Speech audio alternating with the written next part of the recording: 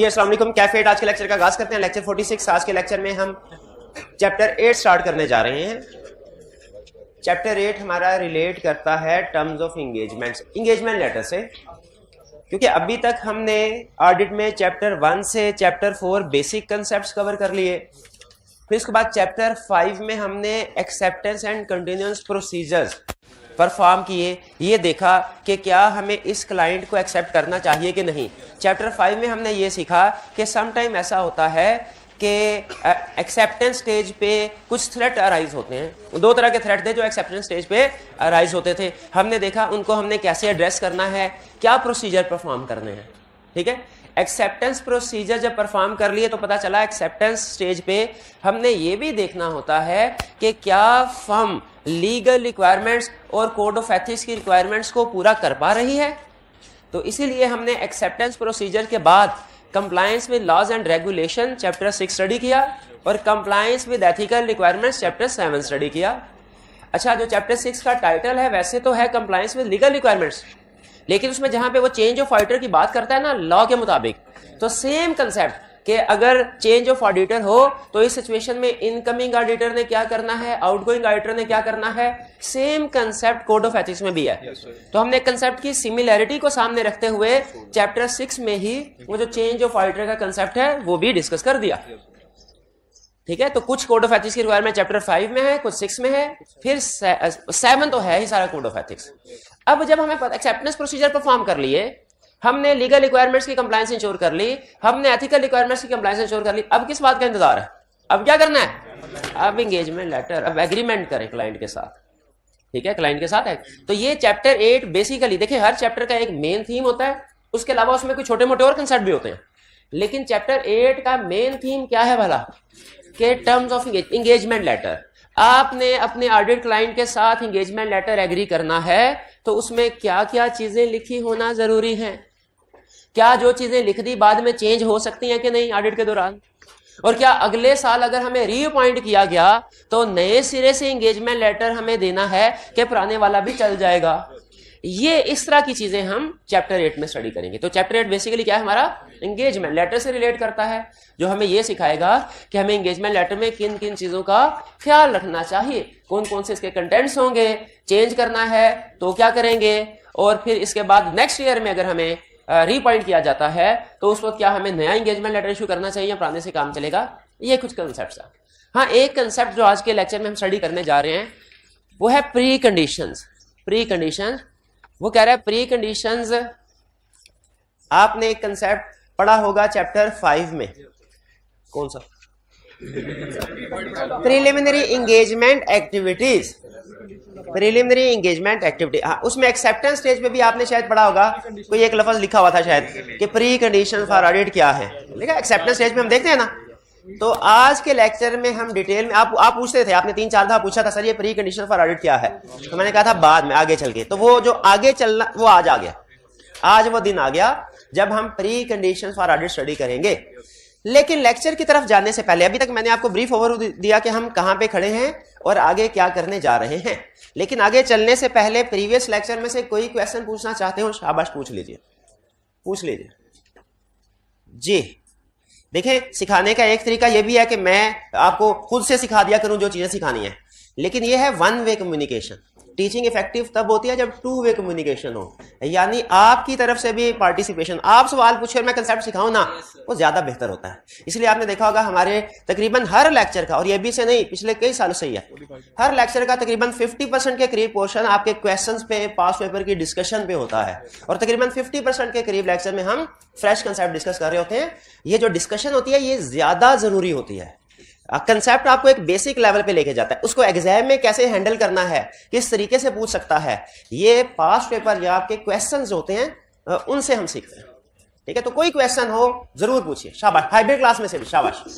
जी जी sir, जब हम ये थ्रेड्स लिख रहे होते हैं तो बुक्स में कुछ थ्रेड्स के दरमियान एंड लिखा हुआ है और कुछ में और, ये कुछ है? अच्छा, थ्रेड्स जब आप लिख रहे होते हैं तो उसमें थ्रेड्स के दरमियान में और लिखना है या एंड लिखना है? ज्यादातर शायद और लिखा हुआ है, कहीं पे शायद एंड भी लिखा, कुछ भी लिख दे फर्क नहीं पड़ता, कुछ और लिखना ज्यादा बेहतर है। और अच्छा, और इसकी रीजन ये होती है कि मैं तो देखिए आपको जो भी सिचुएशन है ना उसकी सिर्फ एक ही एग्जांपल दूंगा, समझाने के लिए। जैसे फाइनेंशियल इंटरेस्ट की मैंने एक ही एग्जांपल दी कि टीम मेंबर या उसके किसी रिलेटिव के पास शेयर्स है। प्रैक्टिकली कोड ऑफ एथिक्स में ये बात लिखी हुई है। वो कहता है रियल लाइफ बहुत कम्प्लेक्स है, इसमें हम सारे नेचर ऑफ रिलेशनशिप या सारी टाइप ऑफ ट्रांजैक्शन को कवर नहीं कर सकते, वरना कोड ऑफ एथिक्स हजारों सफा का हो जाएगा। तो हमने रूल समझाना होता है। इसीलिए सम टाइम आपने देखा कि बात आपको पढ़ते हुए कंफ्यूजन होती है, यार इसमें ये वाला थ्रेट भी आ सकता है, ये क्यों नहीं लिखा हुआ, ये वाला थ्रेट या ये वाला थ्रेट क्यों लिखा हुआ है। अब वो वाला थ्रेट क्यों लिखा, क्योंकि आपको जो एग्जाम्पल दी गई ना वो एक ही एग्जाम्पल दी गई। प्रैक्टिकली इससे ज्यादा भी सिचुएशंस पॉसिबल है जिनमें वो थ्रेट अराइज हो रहा हो, लेकिन क्लास में सारी एग्जांपल्स आपके साथ शेयर करना ये मुमकिन नहीं, बल्कि इवन कोड ऑफ एथिक्स ने भी कह दिया हमारे लिए भी मुमकिन नहीं। तो इसीलिए जब हर लर्निंग ऑब्जेक्टिव की आपको सिर्फ एक ही एग्जांपल सिखाई जाती है, एक या दो एग्जांपल्स जितनी जरूरी, प्रैक्टिकली मल्टीपल एग्जांपल्स पॉसिबल हैं। प्रैक्टिकल लाइफ कॉम्प्लेक्स होती है ना ज्यादा, तो इसलिए सारी सिचुएशन को कवर करना पॉसिबल नहीं। तो मे भी आपने हमेशा ये सोचना है ये थ्रेट क्यों लिखा है समझ नहीं आ रहा, अच्छा ये किसी ऐसी सिचुएशन को सामने रख के उसने लिखा है जो भी हमने फेस नहीं की, ठीक है, जो भी हमने फेस नहीं की, ये ध्यान में रखिए। तो इसीलिए थ्रेट सारे लिखने हैं, ठीक है, एक है, दो है, तीन है। थ्रेट के दरमियान में और लिखे या एंड लिखे कोई फर्क नहीं पड़ता, ज्यादा बेहतर है और लिख ले, कोई इसमें रीजन नहीं है, सिर्फ यूं ही कर रहा हूं, और लिख देना ज्यादा बेहतर है। क्लियर हो गया मेरे भाई? और कोई क्वेश्चन? जी जी सर, ये क्लाइंट का इंटरेस्ट हो सकता है फर्म के अंदर? क्या किसी क्लाइंट का इंटरेस्ट हो सकता है फर्म का? बिल्कुल हो सकता है, बिल्कुल हो, लेकिन हमने ऑडिट फर्म के पॉइंट ऑफ व्यू से सोचना है और केस स्टडी सॉल्व करनी है ऑडिट फर्म के पॉइंट ऑफ, क्लाइंट के पॉइंट ऑफ व्यू से नहीं। वो तो ज़ाहिर है जो भी इंटरेस्ट होगा ना, तस्वीर की दूसरी तरफ जाके देखें, वो वाइस वर्सा तो होगा। फैमिली एंड पर्सनल रिलेशनशिप है, सीएफओ हमारा दोस्त है तो हम भी सीएफओ के दोस्त होंगे, ये थोड़ी वो हमारा दोस्त है और मुझसे दुश्मन से नहीं होगा, ठीक है। तो लेकिन हमने केस स्टडी सॉल्व किसके पॉइंट ऑफ व्यू से करनी है? फर्म के पॉइंट ऑफ व्यू। ये फर्क है अकाउंटिंग के कोड ऑफ एथिक्स में और ऑडिट के कोड ऑफ एथिक्स। अकाउंटिंग के कोड ऑफ एथिक्स में आप नोट कीजिएगा, केस स्टडी में आपको वो कंपनी की साइड पे बिठाएगा कि आप सीएफओ हैं, सीईओ हैं, अब बताएं क्या करना। लेकिन ऑडिट की केस स्टडी में वो आपको ऑडिटर की रूल कंसेप्ट वही, एप्लीकेशन डिफरेंट है कि आपने एज ऑडिटर क्या करना है। क्लियर हो गया मेरे भाई? और की क्वेश्चन जी? जी सर, अगर क्लाइंट के किसी पार्टनर के किसी रिलेटिव के पास सर शेयर होगी ना, मतलब वोटिंग शेयर है, अगर डिबेंचर्स हो जिनका फिक्स इंटरेस्ट आना हो और उनकी मार्केट वैल्यू तकरीबन फिक्स होती है, तो क्या उससे भी ये थ्रेट क्रिएट होता है सेल्फ इंटरेस्ट वाला? क्या अगर ऑडिटर ने शेयर्स खरीदे हो तो इससे तो सेल्फ इंटरेस्ट थ्रेट क्रिएट होगा। क्या अगर ऑडिटर ने डिबेंचर्स खरीदे हो क्या इससे भी थ्रेट राइज होता है? यस, इससे भी थ्रेट। फाइनेंशियल इंटरेस्ट इसमें भी आ जाता है, ठीक है, फाइनेंशियल इंटरेस्ट इसमें भी आ जाता है। लेकिन अगर डिबेंचर खरीदे हो ना तो हम इसे फाइनेंशियल इंटरेस्ट के बजाय लोन एंड गारंटी वाली साइड पे लेके जाएंगे, थ्रेट बाहर आएगा, ठीक है। उसकी रीजन ये है कि स्टिल हम ये चाहेंगे कि कंपनी डूबे ना। अगर हमारे पास डिबेंचर होंगे गोइंग कंसर्न नॉट अप्रोप्रिएट हुई तो हम तो चाहेंगे ये ना किसी को पता चले, ताकि लोग इसमें इन्वेस्टमेंट करते रहे, हमारी डिबेंचर की रिकवरी हो जाए। तो इसीलिए लोन का भी केस हो, डिबेंचर्स का स्टिल थ्रेट राइज होता है। हाँ जाहिर है, पहले डिसाइड करना पड़ेगा। अच्छा ये बल्कि एक और स्टूडेंट ने क्वेश्चन पूछा था, क्या एक सिचुएशन में अगर हमें कंफ्यूजन राइज हो रही हो कि जैसे ये इनकमिंग का केस है एम्प्लॉय का कि आउटगोइंग का केस है, या हमें purchase of good and service या गिफ्ट में कंफ्यूजन हो, तो क्या हम दोनों को डिस्कस कर दें? ये सवाल पूछा, दोनों को डिस्कस कर दें? इसका जवाब है नहीं। अगर आपको कंफ्यूजन क्रिएट हो रही है ना, आपने थोड़ा सा मजीद सोचना है, क्वेश्चन की इंफॉर्मेशन का एनालिसिस करें। एक चीज मेरी हमेशा याद रखिएगा, हमेशा किसी भी सब्जेक्ट में, सिर्फ इसमें नहीं कर, किसी जब कभी किसी भी क्वेश्चन को आप दूसरी दफा पढ़ते हैं आपकी अंडरस्टैंडिंग इंप्रूव होती है। कभी थोड़ी होगी कभी ज्यादा होगी, उसके ऊपर कमेंट नहीं कर रहा, लेकिन दूसरी दफा पढ़ने से जरूर आपके सामने कोई ऐसी नई इंफॉर्मेशन आती है जो पहली दफा रीडिंग करते हुए नहीं आई थी। इसीलिए वैसे तो अमूमी तौर पे मैं एडवाइस करता हूं कि एग्जाम में जाके क्वेश्चन लिखने से पहले उसको 2 दफा पढ़ लें, तसल्ली कर लें कि वो क्या रिक्वायर कर रहा है, ठीक है, क्योंकि उस डिसीजन के ऊपर आपके 6 महीने की मेहनत दाव पे लगे। लेकिन खास तौर पे किसी क्वेश्चन में अगर आपको कंफ्यूजन हो कि इधर ये लेफ्ट साइड पे जाना है कि पता नहीं राइट साइड पे जाना है, तो क्वेश्चंस को दोबारा पढ़ लें। क्वेश्चंस को दोबारा पढ़ने से आपको मजीद इंफॉर्मेशन जरूर सामने आएगी, खुलेगी आपके सामने, जिससे आपको अंदाजा लगाने में हेल्प होगी कि किधर जाना है। 100% श्योर शायद अभी भी ना हो सके दूसरी दफा भी, लेकिन पहली दफा की निस्बत ज्यादा बेहतर तरीके से क्वेश्चन को अंडरस्टैंड कर सकेंगे और डिसीजन कर सकेंगे। तो जहां कहीं कंफ्यूजन हो कोड ऑफ एथिक्स में, ये पता नहीं ये वाली सिचुएशन है कि वो वाली सिचुएशन है, तो क्या करें, दोनों सिचुएशन लिख दें? नहीं, थोड़ा सा मजीद दोबारा पढ़ें, मजीद सोचें और उसके बाद जिस पे ज्यादा दिल मुतमिन हो, अब प्रोफेशनल जजमेंट भी अप्लाई करनी पड़ती है ना, वो वाली एक सिचुएशन लिखे। आपके पास इतना टाइम या मार्क्स नहीं होगा कि दोनों सिचुएशन लिखें। दोनों लिखने का मतलब है एक तरफ अगर मैं इजाजत दूंगा तो दूसरी तरफ रिस्क है कोई दूसरा क्वेश्चन सफर होगा। हालांकि ऑडिट में नॉर्मली टाइम की प्रॉब्लम नहीं होती, लेकिन अगर आप इस तरह टाइम वेस्ट करना शुरू कर देंगे कि हर क्वेश्चन में डबल डबल लिखना शुरू कर, तो फिर डेफिनेटली टाइम की प्रॉब्लम आ सकती है।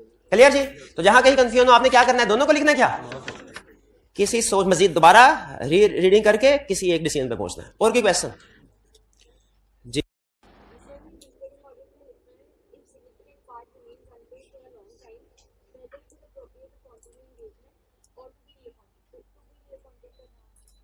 अच्छा, वो ये कह रहा है कि आपको पता है अगर फीस एक लंबे अरसे तक लॉन्ग पीरियड के लिए आउटस्टैंडिंग हो तो उसे थ्रेट अराइज होता है। ठीक है, हमने ये सेफगार्ड में स्टडी किया था कि कोशिश करके रिकवर करवा ले, रिकवर नहीं करवा सकता तो वो क्लाइंट के साथ डिस्कस करके इंडिपेंडेंट चार्टर्ड अकाउंटेंट को एंगेज कर ले। इसमें लेकिन उसने ये कहा था कि चलो ये तो हो गया, जैसे तैसे होके ऑडिट निकल गया। अब सिचुएशन देखे, पिछले साल की फीस पेंडिंग थी, इस साल ऑडिट रिपोर्ट से पहले भी क्लाइंट ने रीपेने की वादा कर लिया, रीपेने की। हमने रिव्यूअर को एंगेज कर लिया। रिव्यूअर को किसने एंगेज किया? ताकि ये देख ले कहीं हमने फीस रिकवर करने के चक्कर में क्लाइंट को फेवर तो नहीं दी। मेरा क्वेश्चन ये है, क्या आपको नेक्स्ट टर्म के लिए भी ऑडिटर उसका पॉइंट हो जाना चाहिए कि नहीं?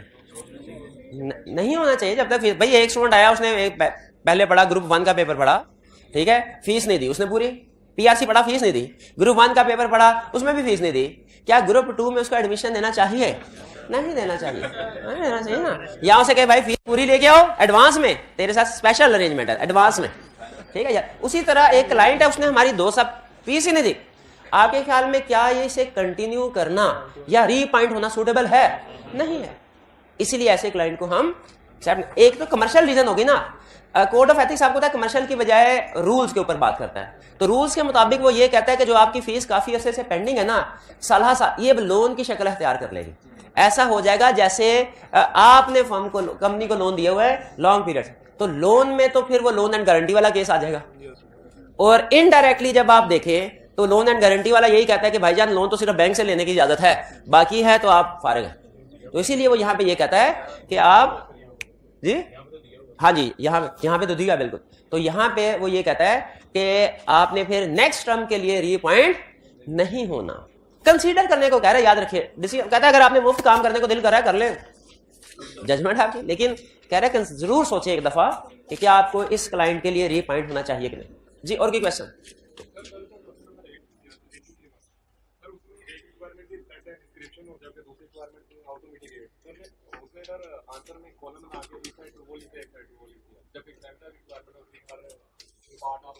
हाँ शाबाश, ये एक अच्छा इन्होंने क्वेश्चन पूछा। उन्होंने कहा सर कल एक क्वेश्चन था, शायद वो क्वेश्चन 8 था, अली एंड कंपनी का था या कौन सा था, जिसमें उसने पूछा था थ्रेट और एक्सप्लेनेशन पार्ट ए में, और पार्ट बी में उसने पूछा था कि इसको मिटिगेट कैसे करोगे। हमने इसकी प्रेजेंटेशन कैसे दी? आमने सामने। एक होती है प्रेजेंटेशन ऊपर नीचे, इंग्लिश में जो भी सो कहते हैं, एक होती है ऊपर नीचे, एक होती है आमने सामने। हमने इसे आमने सामने की प्रेजेंटेशन दी। स्टूडेंट ये कहने लगा सर लेफ्ट साइड पे पार्ट ए आया, राइट साइड पे पार्ट बी आया, आपने सोल्यूशन तो दे दिया, सोल्यूशन में टेक्निकली कोई प्रॉब्लम नहीं, समझ भी आ गई हमें, लेकिन आई कैप तो ये कहता है हर पार्ट अलग पेज पे करें, आपने दोनों पार्ट एक ही पेज पे कर दिए। अच्छा, इसके जवाब से पहले तो ये हम एग्री कर लें कि क्या इस तरह का क्वेश्चन जिसमें 4-5 डिफरेंट प्रॉब्लम्स हो और हर प्रॉब्लम का अलहदा से हल हो, इस तरह का क्वेश्चन जिसमें 4-5 डिफरेंट प्रॉब्लम हो, हर एक का अलहदा से हल हो, ठीक है। अव्वल तो अब आई कैप ये पूछता है ना, जब ये एसीसी का क्वेश्चन था, आई कैप ऐसे नहीं पूछ, एसीसी में रिक्वायर्ड नहीं, वो कहते जैसे मर्जी करें। आई कैप भी पहले इस तरह पूछता था, लेकिन जब से आई कैप ने ये रूल स्टार्ट किया है ना कि एक पार्ट, वो इस तरह नहीं करता, वो एक ही रिक्वायरमेंट के अंदर कहता है कि मुझे थ्रेट्स भी बताओ। और आपने देखा आई कैप के जितने भी क्वेश्चन आपने प्रैक्टिस किए आप नोट कीजिए, उसमें नॉर्मली मुझे नहीं याद कि किसी एक क्वेश्चन में भी उसने पार्ट ए में कहा हो कि थ्रेड बताओ और पार्ट बी में कहा हो सिग्निफिकेंस, मेरे इल्म में नहीं, शायद कोई हो। तो आई कैप अव्वल तो पूछेगा नहीं, वो एक ही लाइन डिफरेंट पार्ट नहीं बताएगा कि थ्रेट अलहदा, क्योंकि आई कैप को पता है कि अगर थ्रेट एक सफे पे हो, सेफगार्ड दूसरे सफे पे हो, तो ये डिटरमिन नहीं किया जा सकता कौन सा सेफगार्ड किस थ्रेट के लिए है, क्योंकि नहीं किया जा सकता ना। तो दोनों का हालांकि लॉजिकल कनेक्शन होना चाहिए, इसीलिए अव्वल तो आई कैप पार्ट ए भी बनाएगा नहीं। फर्ज कीजिए अगर आई कैप बना भी लेता है, आप इस सिचुएशन में दोनों पार्ट सेम पेज पे कर सकते हैं। आपने फिर क्वेश्चन टॉपिक क्वेश्चन नंबर 6 लिखना होगा 6, उसको ए या बी लिखने की जरूरत नहीं है, सिर्फ क्वेश्चन नंबर 6, क्योंकि लॉजिकल है ना यही कि आमने सामने कौन सा पता होना चाहिए हमें सेफगार्ड्स बताते हुए कौन सा सेफगार्ड किस थ्रेट का है। इसी तरह आगे चल के हमारा एक चैप्टर आएगा रिस्क असेसमेंट का, चैप्टर 11, उसमें वो हमें कहेगा, अभी तो कह रहा है थ्रेट बताओ और सेफगार्ड बताओ ना, एक कंसेप्ट है थ्रेट, एक होता है रिस्क। थ्रेट का ताल्लुक होता है ऑडिटर की इंडिपेंडेंस के साथ, रिस्क का ताल्लुक होता है फाइनेंशियल स्टेटमेंट में मिस स्टेटमेंट के साथ। ठीक है, थ्रेट में जैसे कहते हैं ना थ्रेट बताओ, ये 4-5 क्वेश्चन, थ्रेट बताओ, सेफगार्ड बताओ, तो उस रिस्क वाले क्वेश्चन में कहेगा रिस्क बताओ, प्रोसीजर बताओ। जरा सोच के बताइए, अभी हमने पढ़ा नहीं, क्या क्वेश्चन के अंदर अगर 5 रिस्क हैं तो सारे रिस्क इकट्ठे और उनके प्रोसीजर के कैसे एड्रेस करना है, सब्सटेंटिव प्रोसीजर होते हैं ना, पहले रिस्क असेसमेंट, उसके बाद substantive procedure, test of control and substantive procedure. तो बताइए क्या सारे रिस्क इकट्ठे और सारे सब्सटेंटिव प्रोसीजर इकट्ठे कर दें, या अलग-अलग बताना चाहिए कि ये रिस्क है, इसके सब्सटेंटिव प्रोसीजर ये हैं, ये रिस्क है, अलग-अलग। तो ऐसी सिचुएशन में आप सेम पेज के ऊपर रिस्क एंड प्रोसीजर दोनों लिख सकते हैं, सेम पेज के ऊपर थ्रेट और सेफगार्ड दोनों लिख सकते हैं। अव्वल तो आई कैप इसको पार्ट ए भी नहीं करेगा, जो कि पास पेपर इस बात की गवाही देंगे, नॉर्मली शायद इक्का दुक्का कोई हो, ठीक है, लेकिन वो चांसेस ना पुराना होगा। लेकिन अगर फर्ज कीजिए ऐसा करता भी आई कैप, तो आपने स्टिल अपने कंसेप्ट को, लॉजिक को फॉलो करना है सेम पेज के ऊपर, वहां ऊपर क्वेश्चन नंबर 6 लिख दीजिएगा। और ये बात मैं तसल्ली करके आपके सामने रख रहा हूं, ठीक है, यानी आई कैप के ऑफिशियल जो अथॉरिटेटिव ऑफिशियल है, उनसे कुछ साल पहले जब ये शुरू में चीज आई थी, इस तरह की हमने कुछ चीजें पूछी थी, तो उन्होंने बताया था, ठीक है, कि इस तरह के ये अटेम्प्ट कर सकते हैं। क्लियर जी मेरे भाई? और कोई क्वेश्चन? सर जी सर, ये जो रिकरिंग ऑडिट है इसमें ओवरड्यू फीस में लिखा हुआ है कि सिग्निफिकेंट पार्ट जो है ना फीस का वो पे होना चाहिए, तो कितने % को हम सिग्निफिकेंट कंसीडर? देखिए आपकी जजमेंट है, सिग्निफिकेंट वो कहता है जी सिग्निफिकेंट पार्ट फीस का पे होना चाहिए, सिग्निफिकेंट कितना आपकी जजमेंट है, ठीक है। नॉर्मली इसको समझ लीजिए कि हाँ मोर देन 50% कर, ठीक है जी, लेकिन बाहर आ लिया आपकी जजमेंट।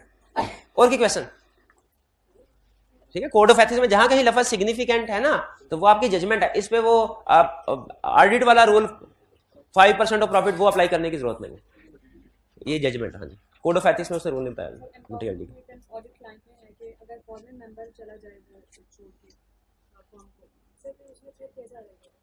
अगर हमारा कोई टीम मेंबर था, टीम को छोड़ के फर्म में चला गया, तो थ्रेट कैसे राइज होगा? फर्म को छोड़ के क्लाइंट में चला गया तो थ्रेट कैसे राइज होगा? सबसे बड़ा थ्रेट तो यह है, घर का बेदी है वो, हमारे सारे दाव पेच से वाकिफ है, बेहतरीन तरीके से वो फ्रॉड कर सकता है, सबसे बड़ा थ्रेट तो ये है। फिर दूसरा थ्रेट है फेमिलियरिटी थ्रेट, के काम करता रहे ना, पार्टनर जो छोड़ के गया है उसके वाकिफ इधर फर्म में अभी भी होंगे कि नहीं, वही ऑडिट करने के लिए जाएंगे तो चाय शाय पिलाएंगे कि नहीं पिलाएंगे, ठीक है। हाँ जी, जूनियर को इंटिमिडेट कर सकता है, जो सीनियर मैनेजर या पार्टनर होंगे उनको चाय शाय पिलाएगा और फिर पूछेगा सर जी वो मेरा जो शेयर था वो बोनस का और वो कब मिलेगा, सेल्फ इंटरेस्ट थ्रेट राइज हो सकते हैं इस सिचुएशन में। सेफगार्ड पता ना आपको, मॉडिफाइड ऑडिट प्लान का मतलब क्या होता था? प्रोसीजर्स को चेंज। शाबाश शाबाश। और क्या क्वेश्चन है? अच्छा, एक स्टूडेंट ने क्वेश्चन पूछा है कि रेजोल्यूशन ऑफ टैक्स डिस्प्यूट के केस में एडवोकेसी थ्रेट कैसे राइज होता है। देखिए इस सिचुएशन को समझे, हमने टैक्स डिस्प्यूट है क्लाइंट का, हम क्लाइंट के बिहाफ पे कोर्ट में गए जज के सामने, और जज के सामने क्लाइंट का वकील बनेंगे कि नहीं बनेंगे कि सर देखिए ये बहुत मासूम हमारा क्लाइंट है, इसने कभी टैक्स नहीं छुपाया, ठीक है, ये FBR वाले तो बिला वजह इनकी आदत है अपना बजट पूरा करने के लिए उल्टे सीधे नोटिस भेजते रहते हैं। तो ये हम क्या करें, हम एज एडवोकेट, एज लॉयर अपने क्लाइंट को जब प्रेजेंट कर रहे हैं तो एडवोकेसी थ्रेट राइज होगा कि नहीं। इसीलिए रेजोल्यूशन ऑफ टैक्स डिस्प्यूट में एडवोकेसी थ्रेट राइज होता है, क्योंकि इसमें हम क्लाइंट के एडवोकेट बन रहे होते हैं, थर्ड पार्टी के सामने क्लाइंट के एडवोकेट बन रहे होते हैं। और कोई क्वेश्चन? अच्छा, एक और स्टूडेंट ने कहा सर आपकी टेस्ट डिस्कशन कुछ पेंडिंग है। पेंडिंग शायद हमने अभी तक 2 टेस्ट डिस्कस की है, वो भी उस वजह से हो गए थे कि वो जो पॉलिटिकल इश्यूज थे। तो टेस्ट वैसे तो उन टेस्ट के अंदर जो क्वेश्चंस हैं वो वॉल्यूम 2 की असाइनमेंट के साथ कुछ डिस्कस हो जाते हैं, कुछ थियरी के हैं, लेकिन बहरहाल एक ऑफिशियली एक जो सिस्टम है वो तो फॉलो करना है। तो अब आगे फिर मैं कुछ अगले हफ्ते में टेस्ट प्लानिंग कर लेता हूँ, मे भी कल से डिस्कशन स्टार्ट हो जाए। जिस दिन टेस्ट होगा फिर उस दिन मैं असाइनमेंट नहीं आपको दूंगा कोई, ठीक है, आज की असाइनमेंट तो थोड़ी सी, आज टेस्ट नहीं, तो जिस दिन टेस्ट की डिस्कशन होगी फिर डिस्कशन को हटा के टेस्ट की डिस्कशन रख लेंगे।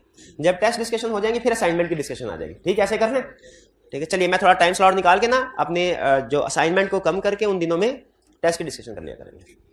ठीक है, तो ये इंशाल्लाह अगले एक हफ्ते में हमारे जितने भी पेंडिंग टेस्ट है वो सारी डिस्कस हो जाएंगे।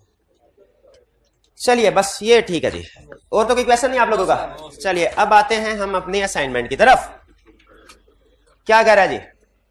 कह रहा है describe below a situation that have arisen in two unrelated external audit clients of your firm. The year end in each case is 31 December 2009। Year end को अंडरलाइन करें, सब्सिक्वेंट इवेंट्स के पॉइंट ऑफ व्यू से relevant होता है। सबसे पहले requirement, in each of situations outlined above state whether you would modify the audit report. Whether you would modify the audit report. अब है क्लासिक क्वेश्चन जो ना कभी आपको पहले समझ आया और ना अब समझ आएगा। मॉडिफाई रिपोर्ट में और मॉडिफाई ओपिनियन में क्या फर्क है?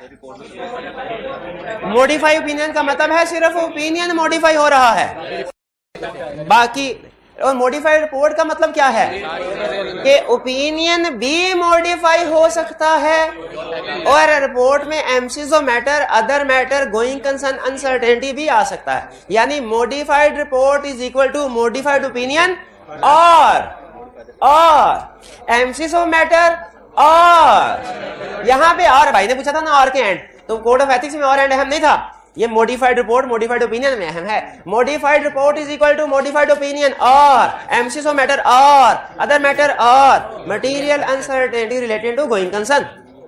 इसका मतलब क्या हुआ? इसका मतलब यह हुआ अगर एमसीज ऑफ मैटर आ गया लेकिन अनमॉडिफाइड ओपिनियन है तो ओपिनियन अनमॉडिफाइड है, रिपोर्ट मॉडिफाइड। अदर मैटर आ गया, ओपिनियन अनमॉडिफाइड है, रिपोर्ट मॉडिफाइड। एडवर्स ओपिनियन आ गया, एमसीज मैटर अदर मैटर वगैरह कुछ भी नहीं है, ओपिनियन भी मॉडिफाइड, रिपोर्ट भी मॉडिफाइड। ठीक है जी, रिपोर्ट भी मॉडिफाइड। भैया बात समझ आई? तो कह रहा है बताओ कि यानी इसका मतलब है अगर इसमें एमसीज मैटर अदर मैटर वगैरह है वो भी हमने बताना है। कह रहा है give reason for your conclusion and outline the modification to each audit report. उसकी रीजन भी बताएं और ठीक है, और पॉसिबल मोटिव जो इंपैक्ट होगा पता। देखिए जो रीजनिंग होती है ना हमारी अप्रोच में ऑटोमेटिकली कवर्ड है। जो हमने स्टेप्स बनाए ना, स्टेप 1 में ये करेंगे, 2 में ये करेंगे, 3, तो हमारा जो स्टेप 1 और 2 है जिसमें हम बताते हैं मिस स्टेटमेंट है, स्कोप लिमिटेशन है या कुछ और, जिसमें हम बताते हैं मटीरियलिटी की कैलकुलेशन, सिग्निफिकेंस कि मटीरियल है, परवेसिव है, इमटीरियल है, ये रीजनिंग ही होती है। ठीक है, and outline the modification to each audit report. Drafting नहीं पूछ रहा। ड्राफ्टिंग का मतलब क्या है? वो कह रहा है मुझे सिर्फ इतना बता दो कि रिपोर्ट पे इफेक्ट क्या होगा, रिपोर्ट पे इफेक्ट क्या होगा, उस ओपिनियन क्या होगा, पैराग्राफ कौन सा आएगा, उस पैराग्राफ को सेंटेंस फॉर्म में लिखने की जरूरत नहीं, सिर्फ उसका नाम बता दो। ड्राफ्टिंग का मतलब, इंपैक्ट ऑन रिपोर्ट का मतलब होता है सिर्फ नाम बता दो जो पैराग्राफ आएगा। ड्राफ्टिंग का मतलब है उस पैराग्राफ को, वो जो 3, 4, 5 सेंटेंसेस होते हैं उनको छाप के भी दिखाओ। चलिए अब हम चलते हैं अपने, हाँ जो बिल्कुल वो जो इन्फॉर्मेशन है वो इंक्लूड करेंगे। जैसे हमें पता है एमसीज ऑफ मैटर ड्राफ्ट करके नहीं देंगे, लेकिन उसे कहेंगे कि एमसीज ऑफ मैटर में 3 तरह की इन्फॉर्मेशन होती है। ठीक है, रेफरेंस, मैटर बीइंग एम्फसाइज्ड और our opinion is not modified. कह रहे पहला जी, Pollen company. Pollen is a pharmaceutical company specialising in the manufacture of drugs for hay fever sufferers. It currently manufactures the market leading drug Hyvil, which count for 65% of company's annual revenue. यहां पे 65% को underline कीजिए। अगर किसी product के साथ कह दे कि ये 35% होता फिर भी रूल यही लगता। किसी प्रोडक्ट के साथ या किसी डेटर के साथ जब कह देना कि ये 35% रेवेन्यू इससे जनरेट होता है, 40% रेवेन्यू इससे जनरेट, तो समझ लीजिए ये हमारा लार्जेस्ट डेटर या लार्जेस्ट प्रोडक्ट है। ये सिर्फ मेजर नहीं है बल्कि लार्जेस्ट डेटर या लार्जेस्ट प्रोडक्ट है। अब ये लार्जर डेटर या लार्जेस्ट प्रोडक्ट से क्या कंसेप्ट हमारे जहन में आता है? गोइंग कंसर्न आंसर, कि ये प्रोडक्ट अगर फ्लॉप हो गई, आपका ख्याल है कंपनी सर्वाइव कर पाएगी? नहीं। High number of sufferers have recently experienced adverse side effects when using Hyvil, and a government committee is now investigating this. इसके साइड इफेक्ट्स आना सामने आ गया और गवर्नमेंट इसकी इन्वेस्टिगेशन करे। पोलैंड्स लाइसेंस, वैसे तो इतनी इंफॉर्मेशन से ही गोइंग कंसर्न का इशू अराइज हो रहा था। आगे मजीद उसने clarify, Pollen's licence to manufacture high wheel has been temporarily suspended until the investigation is complete. अब बताइए लाइसेंस कैंसिल हो रहा है, गोइंग कंसर्न एग्जांपल में लाइसेंस वाली बात में थी ना, गोइंग कंसर्न अनसर्टेनिटी की तरफ जा रहा है। The investigation by government committee will not be concluded. अब हमने आगे ये देखना है कि क्या हमें वो कंक्लूजन दे रहा है कि नहीं दे रहा।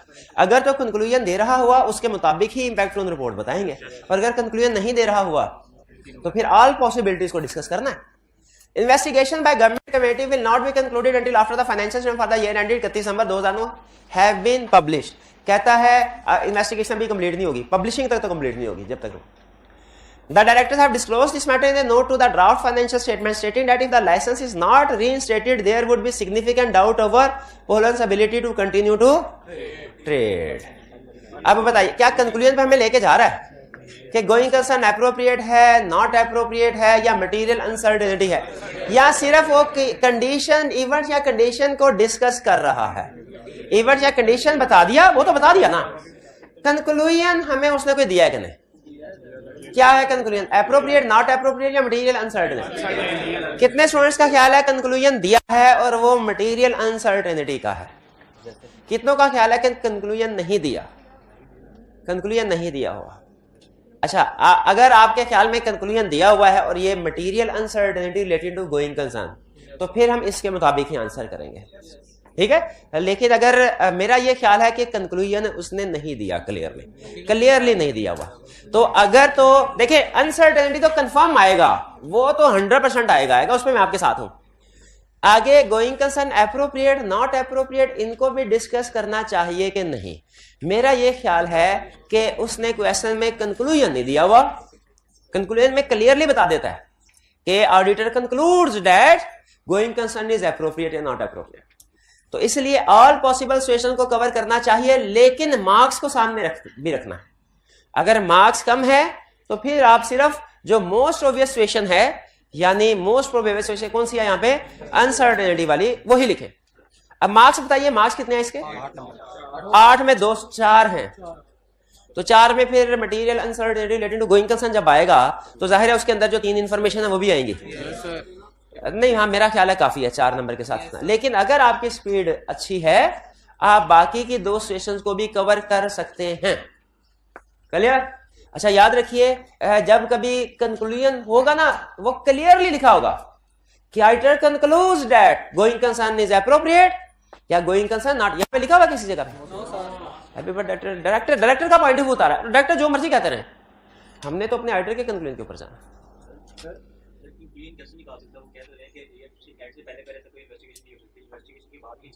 हाँ ठीक है, इन्वेस्टिगेशन नहीं है, ये बात सही है कि इन्वेस्टिगेशन अभी कंप्लीट नहीं हुई, अभी वो अनसर्टेनिटी वाली सिचुएशन पे है, लेकिन ऑडिटर कुछ अपडेटेड इंफॉर्मेशन भी रखता है। और आप ये स्टडी करेंगे कि ऑडिटर गोइंग कंसर्न के बारे में खास तौर पे ईयर एंड के बाद के इवेंट्स को भी इवैल्यूएट करता है। तो मे भी ऑडिटर के पास कोई अपडेटेड इंफॉर्मेशन आ जाए कि गवर्नमेंट ने लाइसेंस सच में कैंसिल कर दिया है या उसको रीइंस्टेट कर दिया, दोबारा इशू कर दिया। ठीक है, बहरहाल कंक्लूजन नहीं है। ठीक है जी,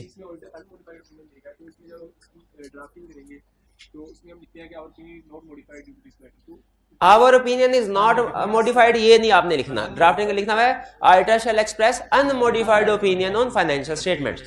ये वर्डिंग, सीधी वर्डिंग, नेगेटिव सेंटेंस नहीं बनाना। Auditor shall express unmodified opinion on financial statements, ये सेंटेंस लिखना है। Auditor shall not express modified opinion, ये सेंटेंस नहीं लिखना। बाज़ औक़ात लिखते हुए ना जल्दी जल्दी में नॉट का लफ्ज़ स्किप हो जाता है, तो फिर वो जल्दी जल्दी में वो सेंटेंस क्या बन जाएगा, शैल एक्सप्रेस मॉडिफाइड, सारा गलत हो गया। तो इसीलिए सीधा सेंटेंस सिंपल बनाए। भाई ये समझ आ गया?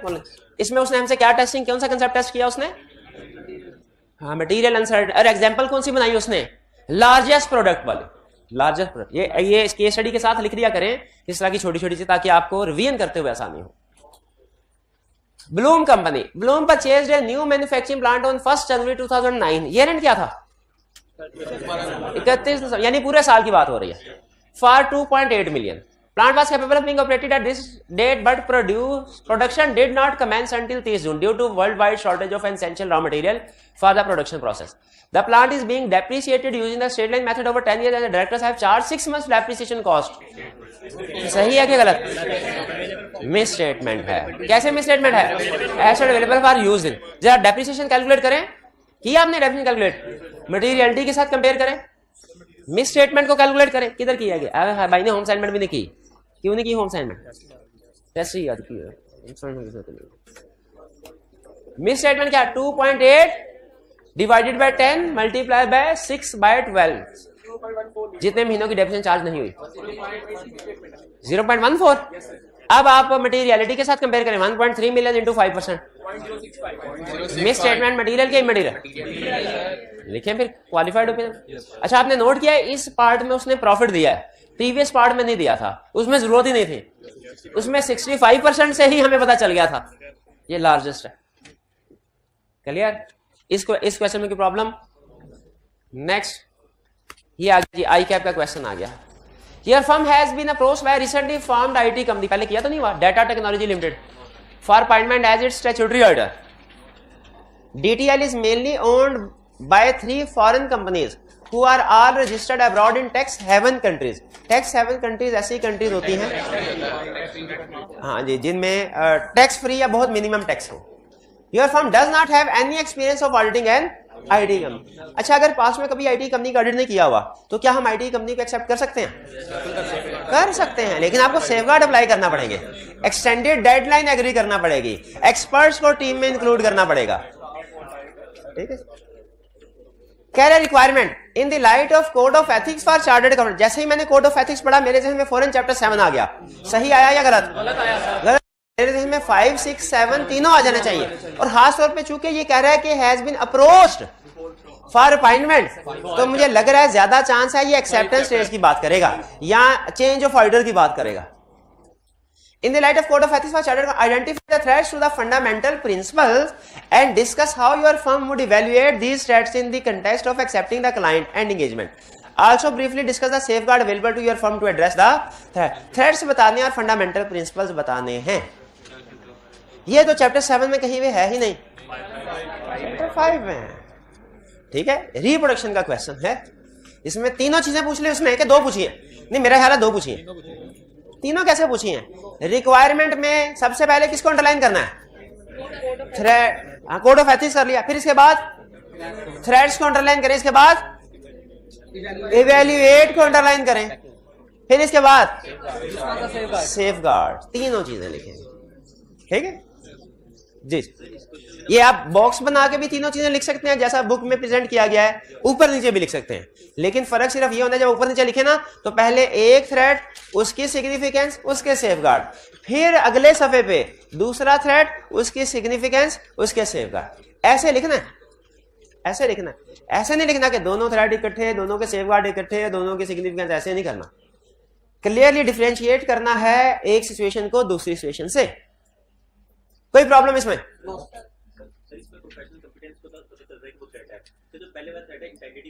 इंटेग्रिटी. इसमें प्रोफेशनल कॉम्पिटेंस का थ्रेड तो है.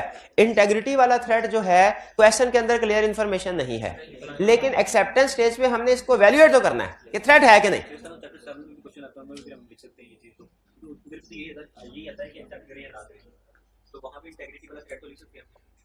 नहीं, चैप्टर 7 की सिचुएशन में इंटेग्रिटी वाला थ्रेड. इंटेग्रिटी याद रखें हम इवैल्यूएट करते हैं सिर्फ एक्सेप्टेंस स्टेज पे. बाद में कोई अगर इवेंट सामने आ जाए तो उसको रीअसेस करते हैं और विड्रॉ भी कर सकते हैं, लेकिन बाद की सिचुएशन में हर सिचुएशन पे इंटेग्रिटी को रीचेक नहीं करते. अगर कोई नॉन कंप्लायंस में लॉज एंड रेगुलेशन आए, अगर कोई फ्रॉड आ जाए तो फिर हम क्लाइंट की इंटेग्रिटी को रिवैल्यूएट करेंगे ऑडिट के दौरान में. एक्सेप्टेंस स्टेज पे तो हर केस में करेंगे ना, चाहे क्लाइंट हमारा कोई बेहतरीन पर्सनालिटी का बंदा क्यों ना हो. एक्सेप्टेंस स्टेज पे क्लाइंट की इंटेग्रिटी और अपनी कंपिटेंस हर सिचुएशन. आप फर्ज कीजिए, छोटी सी एग्जांपल देता हूं. आप बिग 4 में फर्ज कीजिए टॉप लेवल की फर्म है कोई, जिसे बिग 4 कहा जाता है उनमें से, और एक बहुत ही सिंपल क्लाइंट है जिसके सिंपल ऑपरेशन है, ट्रेडिंग बिजनेस है. इस क्लाइंट को एक्सेप्ट करते हुए भी क्या एक्सेप्टेंस प्रोसीजर परफॉर्म करने चाहिए चैप्टर 5 वाले? हालांकि देखें टॉप फर्म है तो क्या उनके पास कॉम्पिटेंस नहीं होगी? होगी. और सिंपल है, एक शरीफ आदमी है, उसकी कंपनी है, छोटी सी कंपनी है, तो क्या पता है इंटेग्रिटी डाउटफुल क्या स्टिल हो सकती है? बिल्कुल। तो याद रखें हमने हर केस में वैल्यूएट करना है। हाँ सिग्निफिकेंस कम ज्यादा हो सकती है, वो अलग बात है, वैल्यूएशन हर केस में होगी। बिल्कुल बिल्कुल। जब कभी एक्सेप्टेंस स्टेज का क्वेश्चन पूछेगा और आपसे थ्रेट पूछेगा, आपने दोनों थ्रेट लिखने हैं, पक्की बात। नेक्स्ट चैप्टर 6 का क्वेश्चन कह रहा है comment on each of the following session with reference to appointment of external auditor in the requirement of companies act 2017। किसको अंडरलाइन करना है? Companies act. शाबाश। Bilal and company chartered accountants have received an offer for appointment as auditor of Dawood limited. Ghalib a partner in Bilal and company holds 1 lakh term finance certificates of DL. इसमें सारा twist term finance certificate के लफ्ज में है। अगर इसकी बजाय लिख देता ना शेयर्स, तो ये हमारा रूटीन का क्वेश्चन हो जाता जो हमने हजारों दफा किया शायद, या उससे थोड़ा कम किया हुआ। ठीक है रूटीन। लेकिन टर्म फाइनेंस सर्टिफिकेट और शेयर में क्या फर्क है? टर्म फाइनेंस लोन होता है, डिबेंचर, ये डिबेंचर है, ये जो है कंपनी ने सॉरी फर्म ने लोन दिया हुआ है कंपनी को। इस पे इंडेटेडनेस वाली बात आ सकती है, और इसमें इंडेटेडनेस चूंकि कंपनी है फर्म नहीं है तो कोई प्रॉब्लम नहीं। पहले वाली सिचुएशन में कोई प्रॉब्लम नहीं। क्यों? क्योंकि पहली चीज ये शेयर का केस नहीं, डेट का केस है, डेट का केस है। और दूसरा इंडेटेडनेस कंपनी की है, फर्म की नहीं। कोड ऑफ एथिक्स दोनों को डिस्कस करता है, लोन टू को भी लोन फ्रॉम को भी, लेकिन कंपनीज एक्ट सिर्फ एक ही को डिस्कस करता है, loan from client. A clear जी? बी, अच्छा बी में एक कंसेप्ट है कैफ 4 का, बिजनेस लॉ का, देख लो। वहां क्या कंसेप्ट है कि पार्टनरशिप की प्रॉपर्टी सारे पार्टनर्स की प्रॉपर्टी समझी जाती है। ये पढ़ा हुआ आपने पार्टनरशिप प्रॉपर्टी की डेफिनेशन में, वो सब में बांटी जाती है, उसका जो भी गेन या लॉस होता है। कह रहा है Zen and Company firm of chartered accountant has received offer for appointment as auditor of Harris Limited. Imran, a partner in Zen and Company, is also a partner in Pure Investment Associate, a partnership firm, which owns 1 lakh shares in HL. अब situation क्या है कि firm का एक partner है, अगर तो उस पार्टनर के पास कहता है ना उसने शेयर्स लिए हैं, तो ये हमारी आसान तरीन केस हो जाता है, वही जो रूटीन में कुछ करता रहता है कि डायरेक्ट पार्टनर के पास शेयर है। उसने थोड़ा सा इसमें ट्विस्ट क्रिएट किया, उसने कहा डायरेक्ट पार्टनर के पास शेयर्स नहीं है, पार्टनर की पार्टनरशिप फर्म है, पार्टनर की पार्टनरशिप फर्म है, उस पार्टनरशिप फर्म ने शेयर खरीदे हैं। तो सुनिए जरा, पार्टनरशिप ने शेयर्स खरीदे तो उनका मालिक कौन हुआ? सारे पार्टनर। मुझे सिर्फ एक सवाल का जवाब दें जिस पे ये केस स्टडी टिकी हुई है। सवाल ये है, क्या इमरान, ये जो प्योर इन्वेस्टमेंट एसोसिएट ने शेयर्स खरीदे हैं एचएल में, क्या इमरान इनका ओनर है या नहीं? पक्की बात है। तो मैं ये कह सकता हूं कि इमरान इज शेयर होल्डर। बिल्कुल। तो शेयर होल्डिंग वाली प्रोविजन अप्लाई हो जाएगी। शेयर होल्डिंग वाली के डिस्क्लोज करे एट टाइम ऑफ डिस्पोज किया जाए within 90 days of. Clear जी? चलिए ये थे हमारे क्वेश्चन। अब हम आते हैं वापस कंसेप्ट की तरफ। कंसेप्ट है हमारा प्री कंडीशन फॉर ऑडिट। अच्छा, इससे पहले चैप्टर 5 में जाके देखे प्री कंडीशन का लफ्ज इस्तेमाल हुआ है कि नहीं। पता नहीं क्यों मुझे शक है कि शायद ना हुआ हो।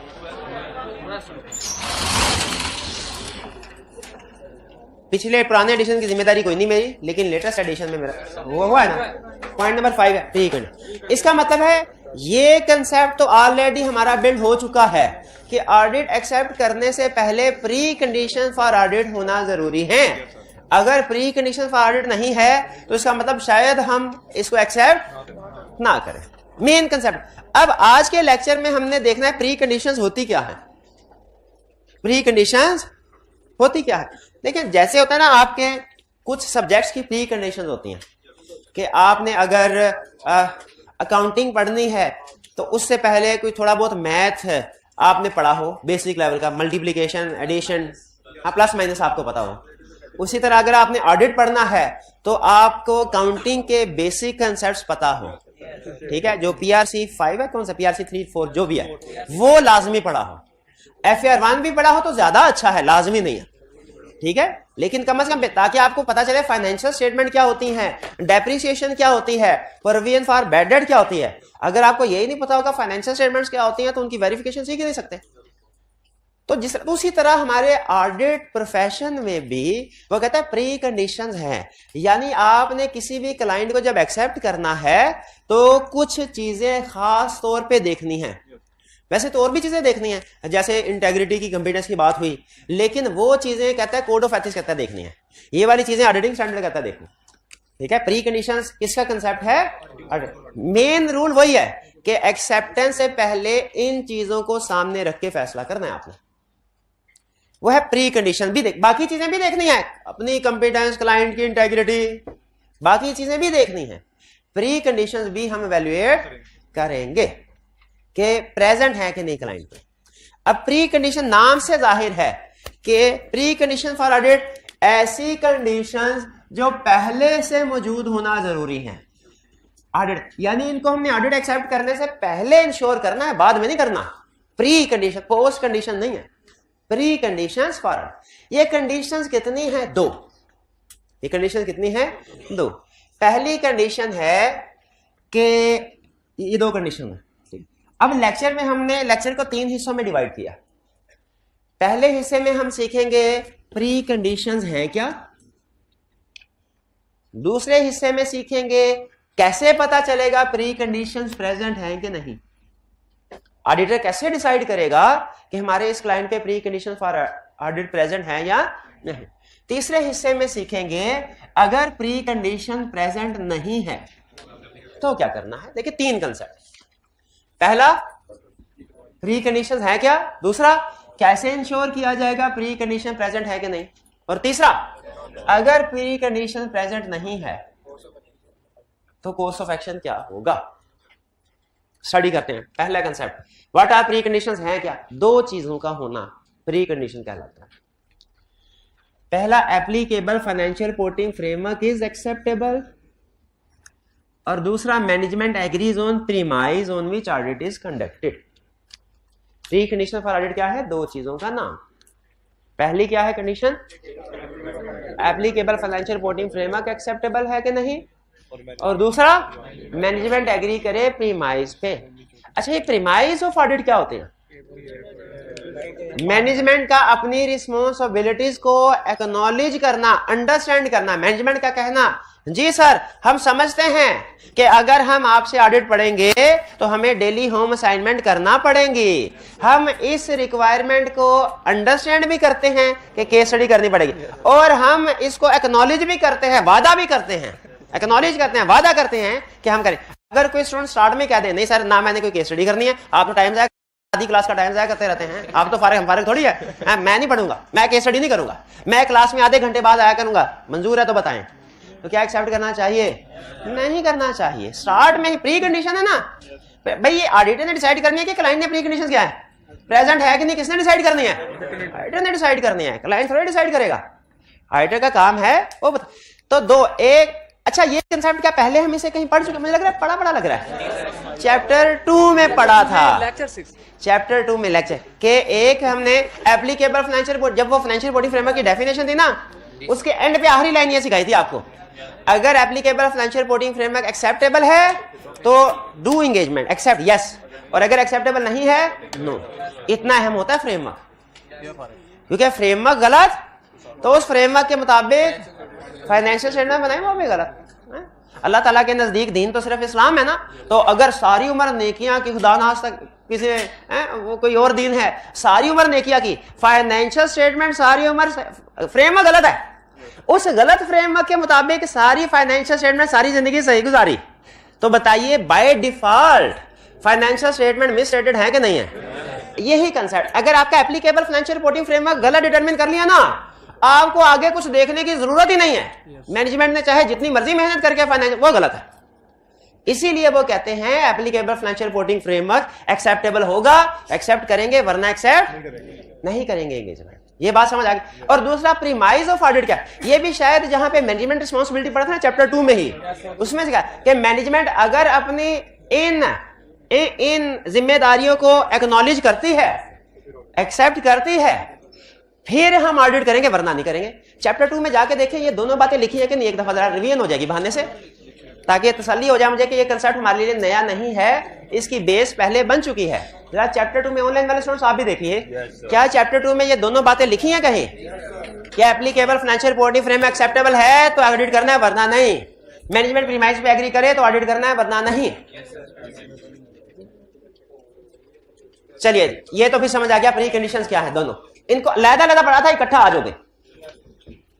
आगे चल, ये कैसे पता चलेगा कि pre condition for audit present है कि नहीं है? क्या ये तो पता चल गया, प्रेजेंट है कि नहीं ये कैसे पता चलेगा?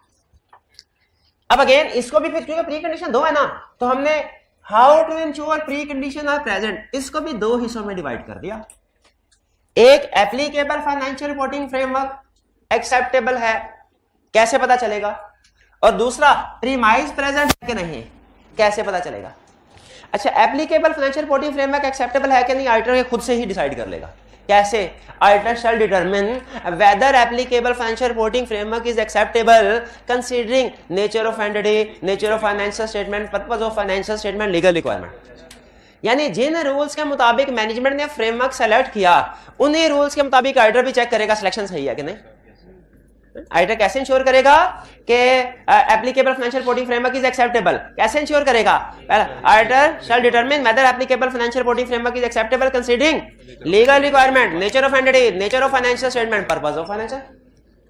जैसे कंसेप्ट समझाने के लिए याद चारों कर लेंगे। एक, अगर लीगली रिक्वायर्ड है फ्रेमवर्क तो ठीक है, हम नॉर्मली मान लेते हैं, या पर्पस ऑफ फाइनेंशियल स्टेटमेंट देखते हैं। अगर एफबीआर को भिजवाना एक्सेप्टेबल टैक्स बेसिस है, अगर शेयर होल्डर्स को भिजवाना एक्सेप्टेबल आईएफआरएस है, ठीक है। Nature of financial statement, purpose of multinational company है आईएफआरएस, अगर नेचर ऑफ एंटिटी है government owned entity, not for profit organisation, वो कैश बेसिस पे चलती है।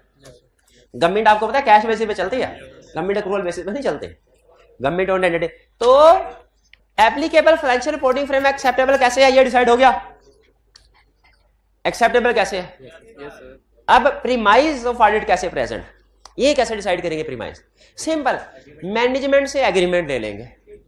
अगर मैनेजमेंट एग्रीमेंट दे दे साइन करके, that management understand and acknowledges it's responsibilities. अच्छा, जहां कहीं इस कंसेप्ट में रिस्पॉन्सिबिलिटी का लफ्ज है ना, तो रिस्पॉन्सिबिलिटी कह के छोड़ नहीं देना, बल्कि वो 3 पॉइंट्स फिट कर देने उधर से कि कौन सी रिस्पॉन्सिबिलिटी की बात कर रहे हैं। For preparation of financial statement, for such internal control which are necessary to provide auditor information, ताकि उसे पता चल जाए हम इन वाली रिस्पॉन्सिबिलिटी की बात कर रहे हैं। वो ये ना हो कि वो जो स्पेसिफिक छोटी छोटी रिस्पॉन्सिबिलिटीज होती हैं उनकी बात समझ ले, कि हम शायद बात कर रहे हैं सब्सिक्वेंट इवेंट की, हम शायद बात कर रहे हैं रिलेटेड पार्टी की, हम शायद बात कर रहे हैं छोटी स्पेसिफिक रिस्पॉन्सिबिलिटी भी होती है ना। तो यहाँ पे हम किस प्रीमाइज में कौन सी रिस्पॉन्सिबिलिटी है? मेन वाले financial statement, internal control information. Clear जी? अभी तक हमने कंसेप्ट 2 हिस्सों में पढ़ लिया। पहले हिस्से में हमने क्या पढ़ा? प्री कंडीशन फॉर ऑडिट है क्या, हमें पता चला 2 चीजें, एप्लीकेबल फाइनेंशियल रिपोर्टिंग एक्सेप्टेबल और प्रीमाइज ऑफ ऑडिट प्रेजेंट। दूसरे स्टेप में हमने सीखा ऑडिटर कैसे इंश्योर करेगा प्री कंडीशन ऑडिट प्रेजेंट है कि नहीं। इसमें हमने देखा पहला, applicable financial reporting framework, auditor shall determine whether applicable financial reporting framework is acceptable considering nature of entity, nature of financial statement, purpose of financial statement, legal requirement. और premise of audit present है कि नहीं, कैसे? Auditor shall obtain agreement from management that it understand and acknowledges its responsibility for preparation of financial statement, for internal control, to provide information to auditor। Clear? पता चल गया pre condition क्या है, present है कि नहीं, ये पता चल, इंश्योर कर लिया। फ्रेमवर्क खुद देख लेंगे और प्रीमाइज में लिखवा लेंगे एग्रीमेंट, मैनेजमेंट ने लिख दिया, रिस्पॉन्सिबिलिटी मान ली, हाँ इंफॉर्मेशन देगी, फाइनेंशियल में बनाएगी, तो ठीक है, फिर आगे चल। अब लास्ट स्टेप क्या हो अगर pre condition for audit present ना हो, अगर pre condition for audit present ना। अब ये भी 2 हिस्सों में जाएगा concept, applicable financial reporting framework की बात अलग करेंगे, प्रीमाइज की बात अलग करेंगे। एप्लीकेबल फाइनेंशियल रिपोर्टिंग फ्रेमवर्क अगर, सॉरी पहले प्रीमाइज वाली बात कर लेते हैं। अगर प्रीमाइज ऑफ ऑडिट प्रेजेंट नहीं है, एक ही स्टेप, एक ही 2 हरफी बात, क्या? एक्सेप्ट ही नहीं करना। It shall not accept proposed audit engagement. Proposed audit engagement का मतलब क्या है? जो अभी अंडर कंसीडरेशन है, फाइनल नहीं हुई। Propose it shall not accept. Okay, financial statement बनाएंगे नहीं सर, आप ऑडिट कर दें, ऑडिट किस हवाओं में करना हमने।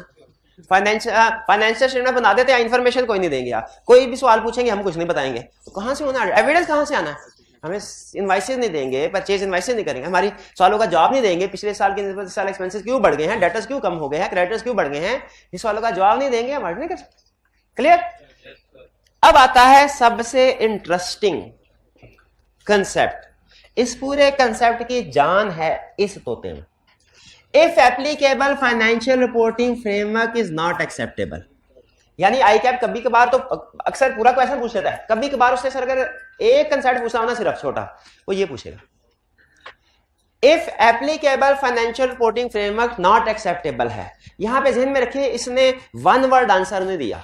चैप्टर 2 में हमने वन वर्ड आंसर सीखा था कि एक्सेप्टेबल ना हो तो एक्सेप्ट नहीं करेगा। यहां पे क्या कह रहा है, if applicable financial reporting framework is not acceptable, auditor shall not accept engagement unless required by law.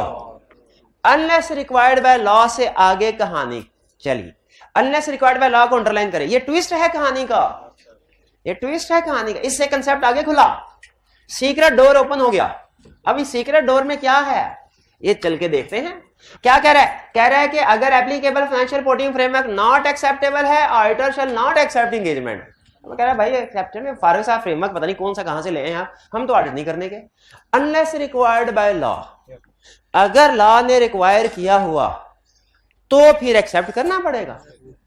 मुझे खुद बताएं, ऑडिटिंग स्टैंडर्ड की मानने, अगर ऑडिटिंग स्टैंडर्ड और लॉ दोनों एक ही चीज करें तो बहुत आसान, लेकिन अगर ऑडिटिंग स्टैंडर्ड कह रहे हो कुछ और, लॉ कह रहा हो कुछ और, फिर प्रिवेल कौन करेगा, लॉ। ऑडिटिंग स्टैंडर्ड ने कहा एक्सेप्ट ना करो जो फ्रेमवर्क, लेकिन अगर लॉ रिक्वायर कर रहा है कि एक्सेप्ट करो, क्या करेंगे, एक्सेप्ट कर लेंगे। मैंने कहा ठीक है, बड़ा भाई कुछ और कह रहे हैं, वालिद साहब कुछ और कह रहे हैं, अगर दोनों एक ही बात कहें मानना आसान है, अगर डिफरेंट हो किसकी बात माननी है, वालिद साहब की। ठीक है जी। अच्छा, बड़े भाई ने कहा अच्छा चलो ठहर जाओ, वालिद साहब की बात मानो, लेकिन कुछ मजीद मेरी तरफ से भी काम कर लेना। अब मजीद काम करने में तो कोई प्रॉब्लम नहीं है ना, वो काम भी कर लो। स्टैंडर्ड क्या कह रहा है, वो काम भी कर, क्योंकि रिक्वायर्ड बाय लॉ है, एंगेजमेंट एक्सेप्ट कर लो, रिक्वायर्ड बाय लॉ है, लेकिन बराए मेहरबानी मेरी 3 ख्वाहिशात सुन लो, 3 ख्वाहिशात में मेरी अमल कर लो, ताकि मेरी आत्मा को शांति मिले। तो अब हालांकि रिक्वायर्ड बाय लॉ है, हमने एंगेजमेंट को एक्सेप्ट, हालांकि फ्रेमवर्क नॉट एक्सेप्टेबल है, लेकिन एक्सेप्ट करना है क्यों, रिक्वायर्ड बाय लॉ है। लेकिन ऑडिटिंग स्टैंडर्ड की शांति के लिए 3 ख्वाहिशात, 3 कंडीशन, कहता है 3 कंडीशन पूरी करवा लो। अच्छा, पहले इसकी एग्जांपल जहन में रख लें ताकि कंडीशन समझना आसान हो। एग्जांपल इसकी ये है कि किसी मुल्क में फ्रेमवर्क ऐसा है, आपके ख्याल में अगर रिलेटेड पार्टी ट्रांजैक्शंस हों, क्या उसको डिस्क्लोज कर देना चाहिए कि नहीं? क्या डिस्क्लोज करने से financial statement true and fair view present करती हैं? बिल्कुल करती हैं। आपने शायद कैफ 7 में भी पढ़ा होगा, वो डायरेक्टर्स के साथ transaction disclose, true and fair view सामने आता है। अगर किसी मुल्क में उसके फ्रेमवर्क में रिलेटेड पार्टी की ट्रांजैक्शंस ही नहीं है, डिस्क्लोज करना रिक्वायर्ड। ये स्टैंडर्ड पाकिस्तान में है, IAS 24 है, तसल्ली करवा दूं, ये कंसेप्ट यानी इसका मतलब पाकिस्तान पे एप्लीकेबल नहीं है। लेकिन हम सिर्फ पाकिस्तान में ऑडिट करना नहीं सीखते, इंटरनेशनल स्टैंडर्ड ऑन ऑडिटिंग हमें पूरी दुनिया में ऑडिट प्रैक्टिस के बारे में बताते हैं। तो किसी मुल्क में अगर हम जाएं और वहां पे हमें पता चले कि फ्रेमवर्क बहुत ही फारग है, डेफिशिएंट है, इसमें तो रिलेटेड पार्टी के डिस्क्लोजर ही नहीं मांगे हुए उन्होंने, हमने कहा इतना फारग फ्रेमवर्क जो रिलेटेड पार्टी के डिस्क्लोजर नहीं मांगता, ये फ्रेमवर्क फारग है, वो एक्सेप्टेबल नहीं है, एक्सेप्टेबल नहीं है। कीनिया में थे हमने कहा एक्सेप्टेबल नहीं है, उन्होंने कहा सर अगर एक्सेप्टेबल नहीं है करना तो पड़ेगा। हमने कहा क्यों करना पड़ेगा, रिक्वायर्ड बाय लॉ है, रिक्वायर्ड बाय लॉ, अब फैसला कर ले, तो अब एक्सेप्ट करना कि नहीं करना, कर लेंगे। लेकिन ऑडिटिंग स्टैंडर्ड ने कहा मेरी 3 शर्तें। पहली चीज, अच्छा फ्रेमवर्क ने नहीं कहा, देखें ऑडिटिंग स्टैंडर्ड की हत्तुल इम्कान कोशिश है कि यूजर्स को ट्रू एंड फेयर व्यू मिल जाए, हत्तुल इम्कान, वो अपनी आखिरी कोशिश कर रहा, कह रहे आप ऐसा कीजिए जो एडिशनल डिस्क्लोजर फ्रेमवर्क ने नहीं दिया हुआ था ना, रिक्वायर्ड नहीं था, आप एडिशनल के तौर पे आप खुद फाइनेंशियल स्टेटमेंट्स में मैनेजमेंट से रिक्वेस्ट करें कि ये फाइनेंशियल स्टेटमेंट में इस डिस्क्लोजर को इंक्लूड कर दे।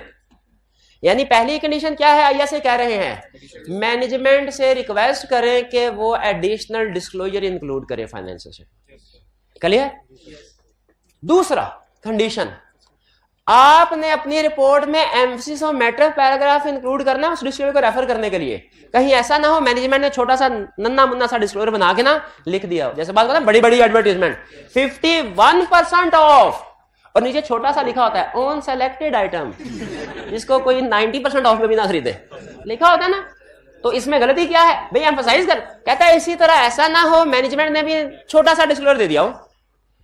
तो पहली कंडीशन मैनेजमेंट से कहना है एडिशनल डिस्क्लोजर फाइनेंशियल में ऐड कर रिलेटेड पार्टी वाला, रिलेटेड पार्टी सिर्फ एग्जांपल दे रहा हूं मैं, दूसरी condition MCQ matter paragraph report में आएगा।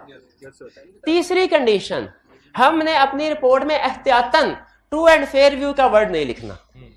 ट्रू एंड फेयर व्यू का वर्ड, क्योंकि इसमें ज्यादातर बातें तो लॉ की मानी जा रही है। स्टैंडर्ड कह रहा है मेरी कौन सी बात मान रही है भाई, तो ये ट्रू एंड फेयर व्यू रहने दो। ट्रू एंड फेयर व्यू का वर्ड यूज, 3 शर्तें हैं। फिर से, अगर applicable financial reporting framework not acceptable हो तो क्या करेगा auditor? Auditor shall not accept propose engagement unless required by law. Unless required by law से सीक्रेट डोर ओपन हो गया कंसेप्ट्स का। अरे इसका मतलब क्या है कि अगर रिक्वायर्ड लॉ करे फिर एंगेजमेंट एक्सेप्ट कर सकते हैं। 3 कंडीशन कौन सी? Additional disclosure, MCQ matter, no true and fair view वाला phrase, no true and fair view, ठीक है। ये कंडीशन हमने ये कीनिया की मैनेजमेंट के सामने कंडीशन रखी। उन्होंने कहा भाईजान सुने, हमारा लीगल रिक्वायरमेंट में लिखा हुआ है कि यही फ्रेमवर्क के मुताबिक ऑडिट होगा, और ये जो कंडीशंस आपने रखी है ना, इसकी भी इजाजत नहीं देता, हम इसको भी नहीं मान सकते। अब या तो मैनेजमेंट कंडीशंस को मानेगी या नहीं मानेगी। मानेगी तो अच्छी बात है, ऑडिट शुरू करें। अगर नहीं मानेगी तो फिर भी ऑडिट शुरू करें, फिर भी ऑडिट शुरू करें। लेकिन ऑडिटिंग स्टैंडर्ड ये कहते हैं अब की बार आपने वैल्यूएट करना है कि वो जो एडिशनल डिस्क्लोजर देते तो यूजर्स के लिए अच्छा हो जाता, क्योंकि वो यूजर्स के लिए अहम डिस्क्लोजर था ना, था कि नहीं अहम? उस डिस्क्लोजर की वजह से तो फाइनेंशियल फ्रेमवर्क नॉट एक्सेप्टेबल था। लेकिन नहीं तो फाइनेंशियल स्टेटमेंट बताइए मिसलीडिंग है कि नहीं? एक तरह से फाइनेंशियल स्टेटमेंट मिसलीडिंग है कि नहीं? एक तरह से कह रहा हूं, क्योंकि एक डिस्क्लोजर जो रिक्वायर्ड था वो नहीं है। तो ऑडिटिंग स्टैंडर्ड कहता है आप इवैल्यूएट करेंगे इफेक्ट ऑन ऑडिट रिपोर्ट। आप क्या करेंगे? इसका मतलब क्या इवैल्यूएट इफेक्ट ऑन रिपोर्ट? हाँ, इफेक्ट क्या हो सकता है उसने बताया नहीं, लेकिन इफेक्ट यहाँ क्वालिफाइड ओपिनियन होगा या डिवर्स होगा। और फिर दूसरे नंबर में कहता है जो भी इफेक्ट हो उसे एंगेजमेंट लेटर में लिख दो, ताकि स्टार्ट में ही आपको पता चल गया ना रिपोर्ट मोडिफाइड हो सकती है, तो मैनेजमेंट को भी स्टार्ट में ही बता दिया जाए एंगेजमेंट लेटर के थ्रू। भाई बात समझ आई? फिर से हमने कंसेप्ट स्टडी किया प्री कंडीशन। प्री कंडीशन है 2। पहली pre condition applicable financial reporting framework acceptable, दूसरा मैनेजमेंट एग्रीज ऑन प्रीमाइस। कैसे इंश्योर करेंगे प्री कंडीशन प्रेजेंट है कि नहीं? Framework considering nature of anti, nature of financial purpose, legal requirement, और प्रीमाइस एग्रीमेंट के जरिए से। अगर प्री कंडीशन प्रेजेंट नहीं है तो क्या होगा? प्रीमाइस नहीं है, फारक, not accept. If applicable financial reporting framework is not acceptable, तो हमने लिखा auditor shall not accept proposed audit engagement unless required by law. और अगर रिक्वायर्ड बाय लॉ है, फ्रेमवर्क अनएक्सेप्टेबल है लेकिन रिक्वायर्ड बाय लॉ है, auditor shall accept engagement with 3 condition. पहली कंडीशन, मैनेजमेंट एग्री करे कि एडिशनल डिस्क्लोजर देगी फाइनेंशियल स्टेटमेंट में। दूसरी कंडीशन, ऑडिटर अपनी रिपोर्ट में MCQ of matter paragraph include करेगा यूजर की टेंशन। तीसरे, रिपोर्ट में ट्रू एंड फेयर व्यू वाला फ्रेज शामिल नहीं किया जाएगा। अगर स्टिल मैनेजमेंट इन कंडीशंस को नहीं मीट करती फिर भी एक्सेप्ट, लेकिन इवैल्यूएट करें इफेक्ट ऑन रिपोर्ट क्या होगा, यानी क्वालिफाइड के एडवर्स, और जो भी इफेक्ट होगा एंगेजमेंट लेटर में इंक्लूड किया जाएगा। क्लियर है बात? कंसेप्ट समझ आया? याद कर लेंगे। चलिए होम असाइनमेंट भी कीजिएगा। कल मैं आपकी कोई टेस्ट डिस्कशन कोशिश करूंगा निकाल के रखूं। कल कंसेप्ट के साथ टेस्ट डिस्कशन मिनिमम टाइम में। आज का लेक्चर यहाँ खत्म करते हैं हम। अल्लाह हाफिज।